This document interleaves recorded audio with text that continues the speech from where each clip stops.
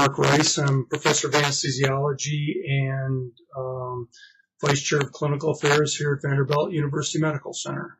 Today we're going to talk about blood gas analyzer accuracy of glucose measurement, which will be published in the July Mayo Clinic Proceedings. Blood glucose meters were first introduced into the United States market as over-the-counter devices for patients with diabetes to self-monitor themselves. And this has really revolutionized the care of diabetic patients. These devices enabled frequent and very timely measurement of glucose, which in turn has improved glucose control and contributed greatly to the reduction in long-term complications. These devices quickly migrated into the hospitals in the 1980s, although they're not as accurate as central lab devices. In January of 2014, the FDA issued draft guidance that these were not to be used with critically ill patients, although the FDA did not define critically ill. In addition, CMS followed and threatened to fine hospitals that used these meters for critically ill patients. CMS recently suggested that these blood gas analyzers could be used as an alternative to blood glucose meters, but data is sparse. Thus, this study was designed to investigate the agreement of blood gas analyzers with central lab devices for measuring blood glucose. Hi, my name is Jonathan Water. I'm an assistant professor at Vanderbilt and medical director for our Vanderbilt Anesthesiology and Perioperative Informatics Research Division. As medical director of the VAPOR team, I supervise 6 FTEs, including a database analyst, a number of DBAs, and a statistician, and we conduct about a third of our work in operations and 2/3 of our work within research, which is where this project came from. We support and maintain the perioperative data warehouse, which has anesthetic records going back to 2000 and over 1 million at this time, as well as daily inputs from the rest of our medical systems, including our laboratory information system.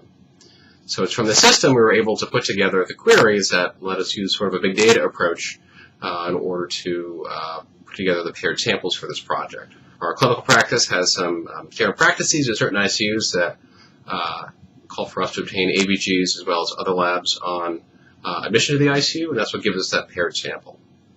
So I compose the initial queries, which identify those ABGs, then match them to all glucose values that were collected within plus or minus 5 minutes. We then performed some manual chart review, which was used to identify data artifacts and helped us develop some strategies to reduce those, such as finding examples of pre-analytic error where the hemoglobin, potassium, sodium, pH were simply non-physiologic, and we were able to exclude those examples. And after doing so, we then implemented the FDA standards and were able to analyze the paired samples.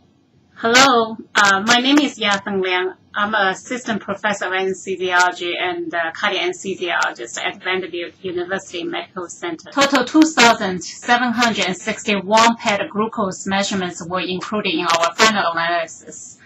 50 of them were in the hypoglycemic range.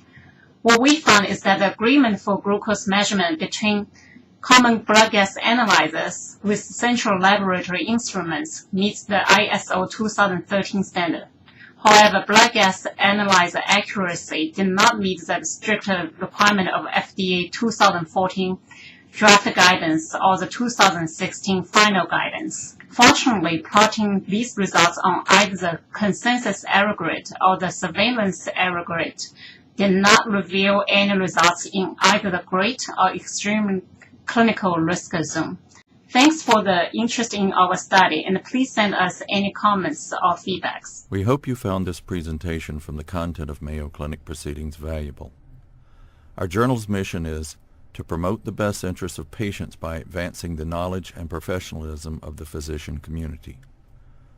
If you are interested in more information about us, our homepage is www.mayoclinicproceedings.org. There you will find access information for our social media content, such as additional videos on our YouTube channel or journal updates on Facebook. You can also follow us on Twitter. More information about healthcare at Mayo Clinic is available at www.mayoclinic.org. This video content is copyrighted by Mayo Foundation for Medical Education and Research.